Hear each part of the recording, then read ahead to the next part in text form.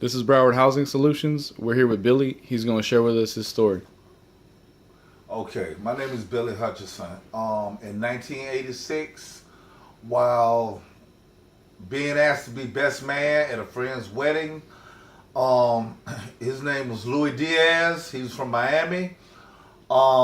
He asked me to be best man at his wedding, and he said we all gonna sleep at my mom's house and eat paella. Paella is shrimp, rice, chicken. It's real good. But anyway, I told him I couldn't stay at his mom's house because I snore. So I got a motel room November 17th, 1986, and I got introduced to crack cocaine. Over the next few days, life for me, the life as I know it had changed. I went from sleeping on the bed to sleeping outside to sleeping in the bushes. I went from eating in fine restaurants to eating out the garbage dumpster behind Kentucky Fried Chicken. This went on to 2007. In 2007, on Easter Sunday, I got on my knees and I asked Jesus Christ to please take the taste of crack cocaine away from me. And it's been gone ever since then.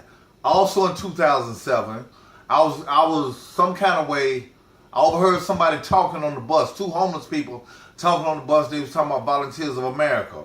I applied for Volunteers of America, and they let me in their program. And they kept me for like 3 years, and then I was given the Broward Housing Solutions. Without agencies like Broward Housing Solutions and Volunteers of America, I really don't think. I mean, it's Jesus Christ that delivered me from drugs and alcohol, but I really don't think with that little bit of help, with that lot of help from Broward Housing Solutions and Volunteers of America, I don't think I would be here. I think I probably would still be out there somewhere.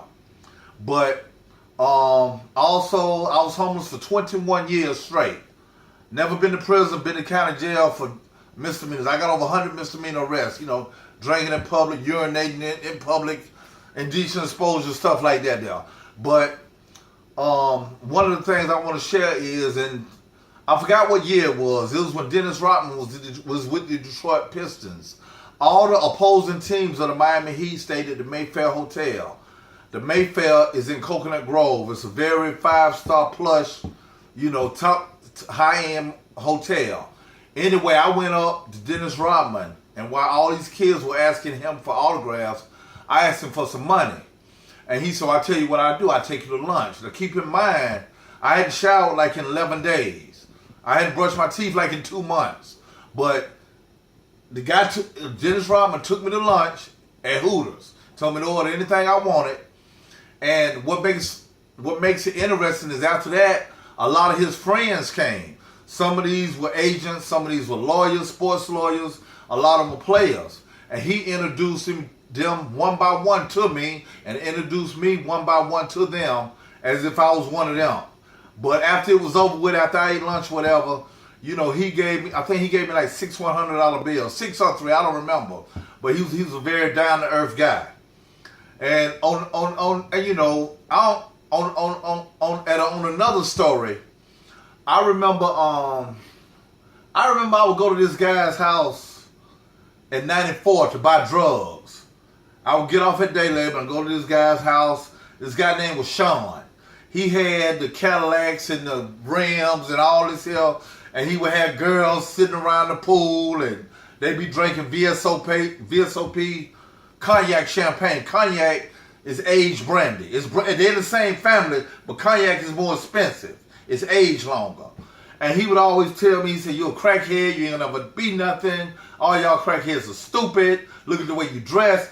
And because he had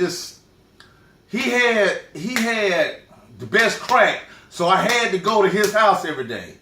So every day he would rag on me for like 3 months. This went on for 3 months. He wouldn't rag on nobody else but me. So I remember one day I asked him, I said, is that your little girl? And he turned to me, he said, why? Why somebody like you asking, is this my little girl? Anyway, make a long story short, fast forward to 2007. I'm getting out of my candy purple Dodge Charger, which is parked outside at a friend's house across town. We're getting ready to watch the Dolphins play somebody. And something tell me to look to my left. I got 9 years clean now. I think I had like 3 years clean then. And something said, look to my left. And I looked, and it was him. And he said like 20 times, is that you? That's you. Is that yours? And this guy here back then, he had gold teeth. He had all the women. But now he was walking with a cane. All his gold teeth were tarnished. That taught me a life lesson. That nothing stays the same. It either gets better or it gets worse. And the shoe ain't never on the same foot. But he asked me for $1 for something. But I gave him 20. But I really wanted to tell him a whole bunch of, but I didn't do that. Because God don't like ugly. But without programs like Broward Housing Solutions and Volunteers of America and the Hope Act program, it's really a big, very big help to people who are stuck out there in homelessness and in addiction. But I'm very grateful. I will always be gratefully indebted to Broward Housing Solutions. I will always be grateful and indebted to David Opticar and Mary and Brenda and Aisha and Eileen and Javier. I will always be grateful and indebted to them because it's programs like this that give. Because I was homeless for 21 years. I thought I was gonna die like that. I thought I was gonna die a crackhead sleeping in downtown Miami. I met two different mayors that tried to talk me into not sleeping on the. I met Xavier Suarez in '87, he was the mayor of Miami at the time, a Harvard graduate, Cuban immigrant, came over here, did what he had to do. You understand me? Graduated from Harvard, and I met Manny Diaz. Manny Diaz was the mayor in 2002, and he also gave me a lecture also. But these were good guys. Manny Diaz was also a Cuban immigrant, owned money trainers. His parents came over here. And they did what they had to do. And then, they sent their kids to college. And, these two mayors, meeting the homeless guy at Bicentennial Park in downtown Miami, next to American Airlines Arena, they really gave me a motivating talk. How they ended up walking up to me. They had the police, chief of police, but how they ended up walking to me is, I think is what you call it? Damn.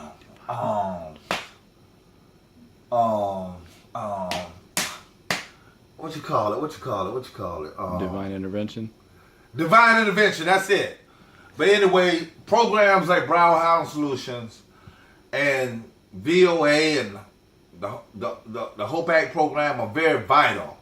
Because there's a lot of addicts out there. There's a lot of people who ain't even addicts. They just got mental health issues that are still stuck on that sidewalk. That are still stuck. They don't even know that there's programs like Broward Housing Solutions. They don't even know there's programs like VOA.